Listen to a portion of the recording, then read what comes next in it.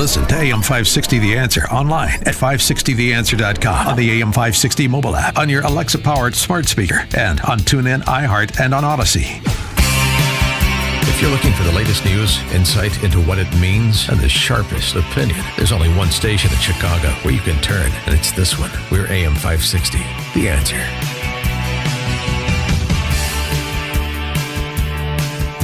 Top of the morning, Dan and Amy. Only the young can say, yeah, maybe in Chicago. The topic, the top issue in the Chicago mayor's race is public safety. That's what all the mayoral candidates say. That's what the polling says. Everybody agrees. Yes, we all want to be safe. Nobody wants to get shot. We want the violence to end. And the majority of people don't feel they're safe, and they have good reason to not feel they're safe because they're not, because we have 700 plus murders every year, the last 3 years, as that triple threat's been in office. So far this year alone, January over January, you have a 156% increase in car thefts. We have 2,000 car thefts already this year. So this month, like 100 a day. And what's today's date? January 26th? And, car thefts, I know there was a lot made of the very polite carjacker who said to sir, we're going to take your car. But most carjackings are not quite that polite, and there's often that violence that ensues and people that are victimized in a way that extends beyond just losing their automobile. We had one at 5 o'clock this morning in Lakeview. Uber Eats driver got carjacked, robbed, beaten up. There you go. And so what did we hear from all the mayoral aspirants in last week's debate? What did we hear from them? Going to hire more public police. safety. Public safety is the number one issue. We need to do something very different than has been done the last 3 years. Obviously, that's why you're running for office, because you don't agree with Lori Lightfoot's approach to public safety, right? Is that right? Because I couldn't tell. For example, the Chicago Teachers Union candidate, Brandon Johnson. Here's his answer on his big plans for public safety, to improve public safety. My wife and I were raising our family on the west side of Chicago, and we've recently had to change a window from one of the bullets that have come through our home. Now, what you're going to hear on this stage is the same old talking points from 40 years ago that has failed. This so-called toughness. And do you feel any safer? That's why you have to be tough and smart. So I'm calling for what works. Full investment in youth employment. There's a direct correlation between youth employment and violence reduction, mental health care services, and making sure that we're doing everything in our power to invest in communities. Roderick Sawyer, son of former Mayor Gene Sawyer. We must understand that this is not a both-and approach. Obviously, during safety, we want to make sure we have an effective police force, and having an effective police force, also a constitutionally compliant police force. We want to make sure that they're abiding by the reforms, they have geographic integrity, but we also have to look at what we're doing. We don't talk to children enough when we're talking about youth-related crime. I'm glad that Representative Buckner mentioned the Peace Book because I'm one of the prime sponsors of that, but I am not the architect of it. It's a group of young people that wrote that and made sure that if they're a part of the problem, they want to be part of the solution. We need to listen more to our youth, engage with them, and really work on that together in order to really ramp down crime. And that's part of our plan. Cam Buckner, Mr. Safety Act himself, co-sponsor, just invoked by Roderick Sawyer. They're perfectly aligned, aren't they? What you'll hear a lot tonight from a lot of my colleagues here is that the answer to this is things like drones or militarization of our police force or defunding the police. None of these are the right answer. What we have to do is make sure we invest in safety and justice and have a balanced approach. I've put forth a plan called Safer 77 that does exactly that, putting money in communities and the people who are doing the work on the ground. We need to pass the Peace Book ordinance in the City Council. We need to pass the Anjanette Young ordinance in the City Council and find ways to invest, once again, in communities and strengthen our law enforcement apparatus so they can do their job in a constitutional way. Those three, they're all office holders. They represent or grew up in some of the worst neighborhoods in Chicago in terms of public safety. They got out. Roderick Sawyer went to St. Ignatius. Cam Buckner got out. He's an attorney.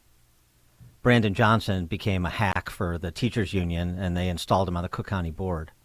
And they're supporting him. They all represent majority black communities, neighborhoods, that have become shooting galleries. And what's their answer? Well, you heard it. That's going to change the lives, improve the lives, make neighborhoods safer in their wards or commissioner districts or the city. That's going to be something different than what we've experienced over the last decade, really. It's criminal to listen to this. I mean, it's criminal for what they're saying and what they're doing. It's painful to listen to it. And unfortunately, there isn't really an alternative vision for the city that is under consideration. So it's going to get worse. Bank on it. And if you don't believe us, well, just look at January of 2023, how we're doing so far in the new year. For more on this, pleased to be joined by Rafael Mangual, Senior Fellow and Head of Research for the Manhattan Institute's Policing and Public Safety Initiative, and author of Criminal Injustice, What the Push for Mass Decarceration and Depolicing Gets Wrong and Who It Hurts Most, Criminal Injustice. Rafael Mangual, thanks for joining us again. Appreciate it. Yeah, glad to be back. Thank you so much. So you wrote a piece recently that's right in the wheelhouse here. If you think, essentially the gist of it is, if you think that people like you just heard, these mayoral candidates, if you think that the defund the police, decarcerate the criminals crowd has been chastened in any way by what's happened to big cities in terms of violence, then you would be wrong. Yeah, that's exactly right. I mean, the idea has always been, that these criminal justice reform victories that we've seen across the country over the last decade plus, were really precarious in terms of, their position within the public psyche. That, the public just, at the first sign of trouble, there'd be a backlash and all of these things would be unwound and eroded. And what we've seen is that that's not at all the case. That couldn't be further from the truth. Cities like Chicago, cities like Baltimore, cities like St. Louis, cities like New York, Los Angeles have seen massive uptakes in serious crime. And yet the march forward continues. And that's actually one of the most frustrating things, as someone who follows these issues closely for a living, is that, the denseness, the unwillingness to connect the dots, the obvious dots, right? I mean, we have lowered the transaction cost of crime. We have raised the transaction cost of enforcing the law. Those efforts have been followed by increases in crime. One would think that some of these candidates that you just, aired clips of would actually prioritize the issues that are staring us all in the face. For example, the fact that in the city of Chicago, the average person charged with a shooting or a homicide has 12 prior arrests. Wow. 1 in 5 have more than 20 prior arrests. Right? The problem is not talking to kids or youth employment programs. I mean, sure, you want to do those things, do those things. But the major problem facing American cities today on the public safety front is that the criminal justice system has systematically failed to incapacitate people who repeatedly, through their criminal conduct, tell us all that they have no desire to play by society's rules. And until we take them at their word and act accordingly, the crime is going to continue. And in terms of who gets hurt the most, of course, the law-abiding families and kids who are caught in the crossfire, who can't get out the way that those three candidates we just played were able to get out for, through one reason or another. But the problem seems to me as, and it's, conversation people don't want to have, but you have a lot of people with criminal records, and that becomes a constituency. That becomes a voting block. And you combine that voting block with, Mercedes Marxists on the lakefront, sort of rich white leftists who are supposed to, who fall into whatever a black politician says because, well, if they want more money, if they say we should do this, if they say we should do that, then I need to be with them, or I'm not an ally, or I'm not being sensitive, or I'm not race conscious, and so forth. So they put together this interesting coalition of people who have run afoul of the law and are antagonistic towards police, many of them, for life, and then sort of the do-gooder, goo-goo, white, rich leftists who have their collective head up their ass. Yeah, I mean, look, I think well-meaning, quote unquote progressive wannabe allies are certainly causing a lot of trouble here. And, I want to make sure I emphasize well-meaning. I do think most of these people think that they're doing the right thing.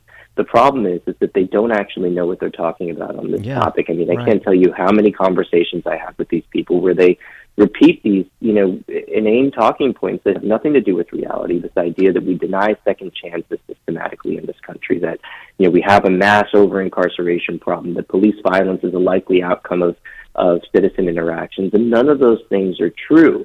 If you look at the prison population in the United States of America, the typical person coming out of a state prison has between 10 and 12 prior arrests, between 5 and 6 prior convictions. These are not people who have been denied second chances. Right? If you look at the quote-unquote police violence issue, what you find is that police make about 10 million arrests a year. They fire their weapons about 3,000 times a year. They use physical force of any kind in maybe 2% of those arrests that are affected. And when they do, there's almost never an injury. This is not the story that you get when you turn on the news, when you walk into a university classroom. And that's really what has to change. And by the way, those convictions, those multiple convictions for those that's serving time in a state prison or those who are arrested for murder or attempted murder, those convictions are not like we spent a year having to listen to from our governor for moms who stole diapers for their babies and for somebody smoking a blunt and so on and so forth. These are violent crimes. These are including property crimes, which is also a form of violence. I know they don't. The decarceration crowd doesn't think so, but the point is these are people that are prone to violence and have repeatedly demonstrated such.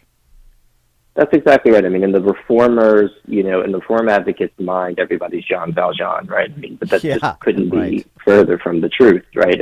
These are people, as you note, who engage in a very wide range of criminal offending, including serious violence. I mean, just go in and look at the criminal histories of people charged with homicide in the city of Chicago.